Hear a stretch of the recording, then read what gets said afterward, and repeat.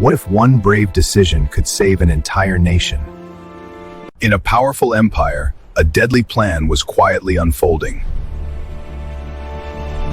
And a young woman was placed at the center of history for such a time as this.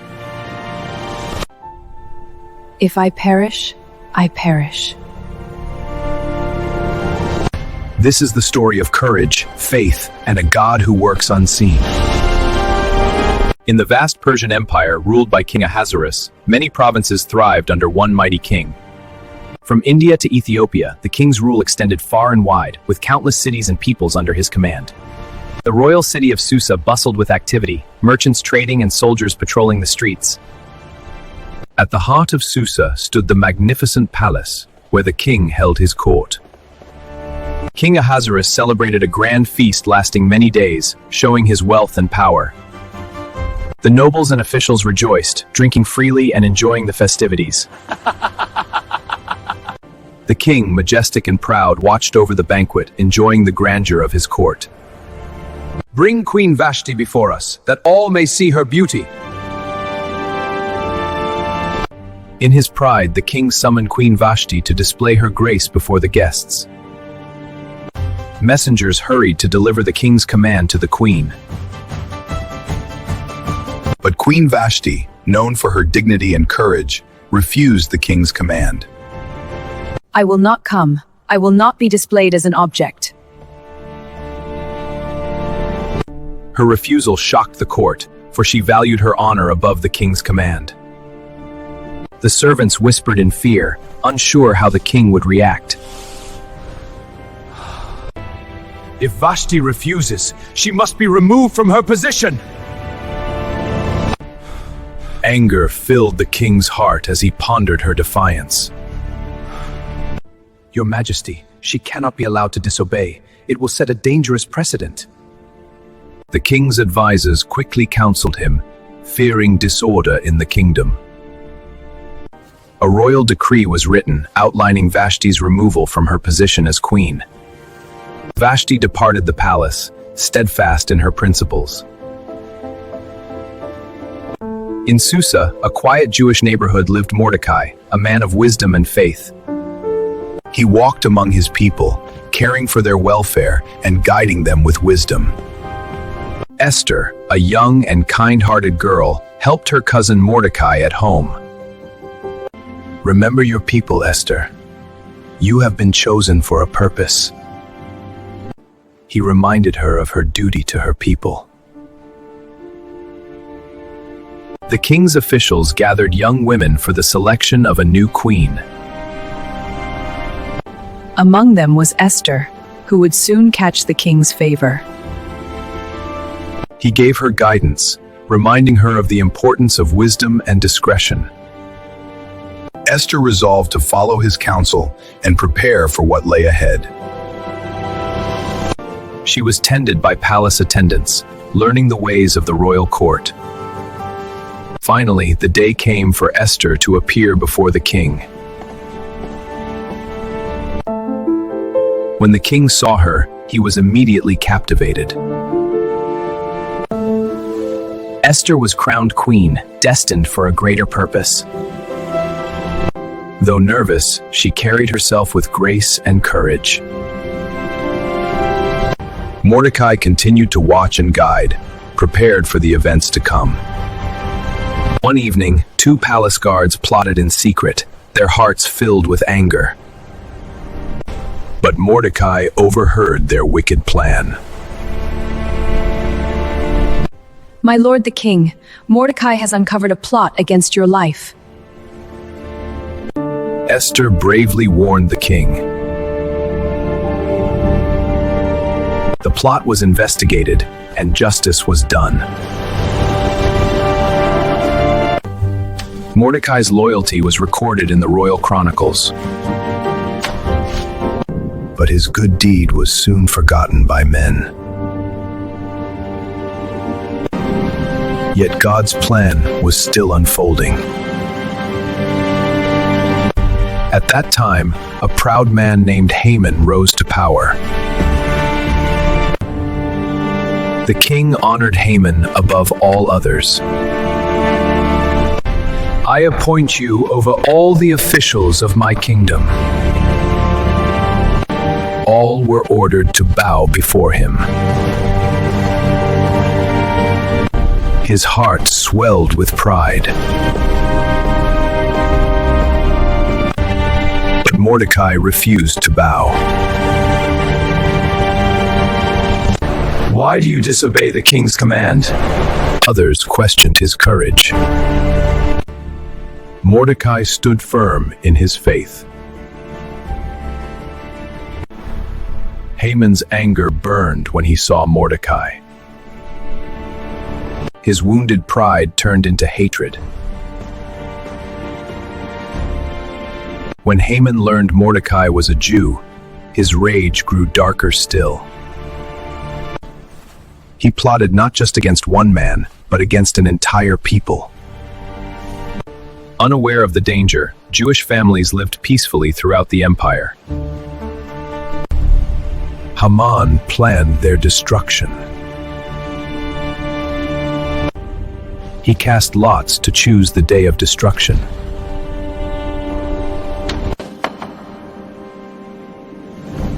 The day was set. Now, he needed the king's approval. The king listened, unaware of the evil approaching. There is a certain people who do not obey your laws. Haman twisted the truth. It is not in the king's interest to tolerate them. His words sounded convincing. Pride hid behind his respectful gesture. The king gave Haman his authority. Do as you see fit. With one decision, the fate of many was sealed. The king's decree was sealed with the royal signet, a law that would bring terror to the Jews throughout the empire. Scribes hurriedly copied the king's command, unaware of the consequences it would bring. The message raced across the land, carried swiftly by royal messengers to every province. The people were stunned. Fear spread like wildfire as the decree was read aloud. Jewish families trembled in their homes, uncertain of the days to come. Night fell over Susa, but the city's calm was only a facade, for danger loomed unseen. At dawn, the people awoke with dread in their hearts, fearing the decreed day of destruction. They wept and mourned, rending their clothes and covering themselves with ashes. Mordecai, in despair, clothed himself in sackcloth and ashes, openly displaying his grief before the city gates. Alas! What shall become of my people? Servants watched in silence, sensing the magnitude of the sorrow unfolding. Inside the palace, Esther's heart ached as she learned of the king's decree. Queen Esther, a message from Mordecai has arrived. Her mind raced and the safety of her people rested heavily on her shoulders. She sent garments as a symbol of hope, a silent promise of support. Mordecai, the queen has sent these gifts for you. She wishes to help. Take this to the queen. She must know the full danger our people face. The message hurried through the palace corridors, carrying Mordecai's urgent plea.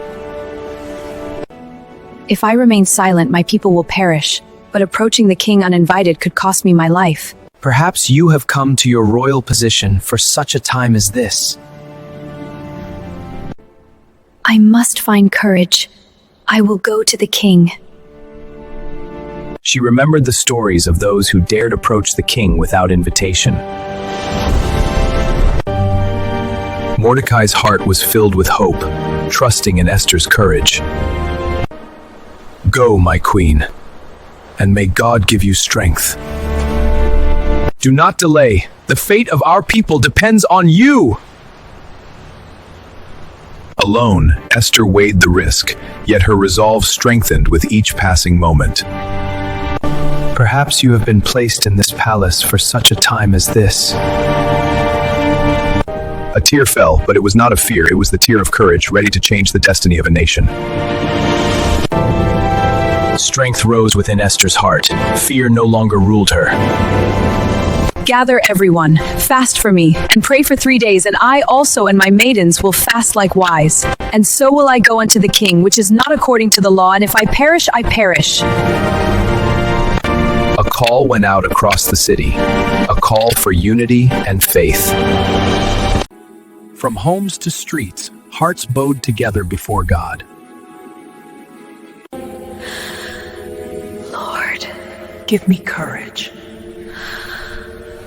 Alone in the palace, Esther placed her life in God's hands. Day turned to night, yet hope burned brighter than fear.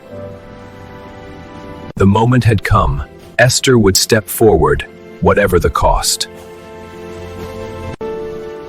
Clothed in royalty, she carried a secret far greater than her crown. For such a time as this.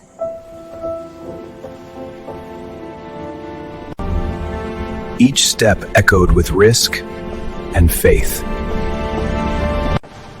Behind these doors lay judgment or deliverance. Uninvited, she approached, her life hanging in the balance. The king saw her and paused. Favor rested upon her. The scepter rose, mercy granted. Esther lived. What troubles you, Queen Esther? Even half the kingdom shall be yours. Wisdom held her tongue, for now. If it pleases the king, let the king and Haman come to a banquet I've prepared. It shall be done. Haman left filled with pride, unaware of what awaited him. But one sight shattered his joy.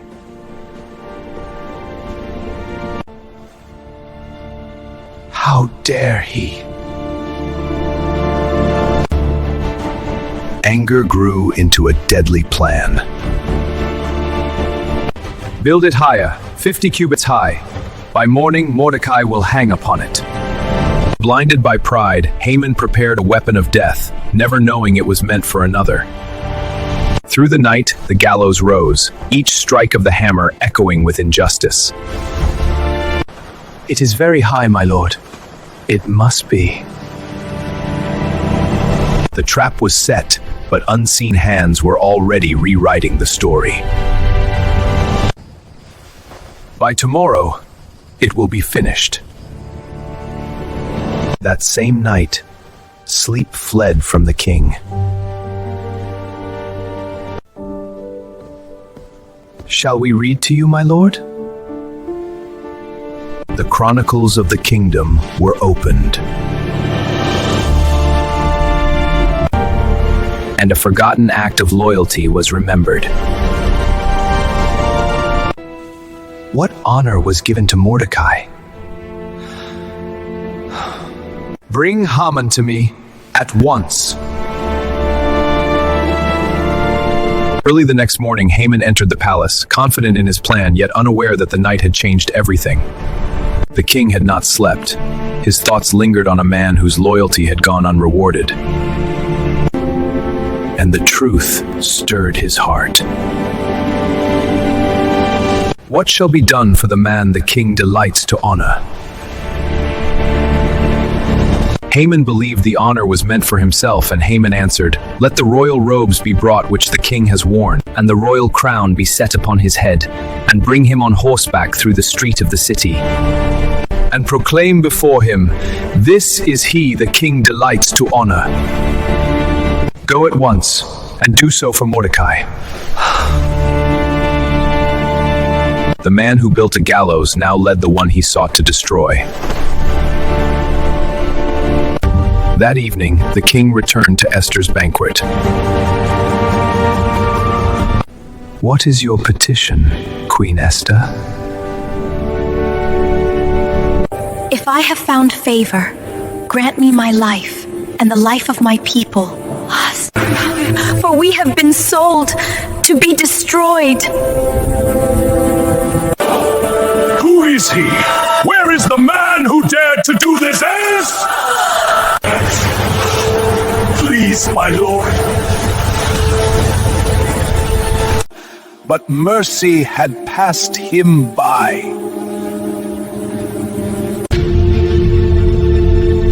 The enemy of God's people was led away, and the gallows he built for Mordecai became his own. Deliverance had come. The faithful were honored, just as God had planned. A new law was written, one that brought hope instead of fear. The message of deliverance spread throughout the empire. Strength replaced sorrow. Justice prevailed. Joy filled the streets of Persia. A day once marked for destruction became a day of celebration. And unity spread across the land. And the day was named Purim. A reminder that sorrow can turn to joy. The humble were lifted high. For such a time as this, she had come. A new day dawned. Giving thanks for a God who never forgets his people. Faith had overcome fear. And so, the story of courage, faith, and divine deliverance was remembered forever.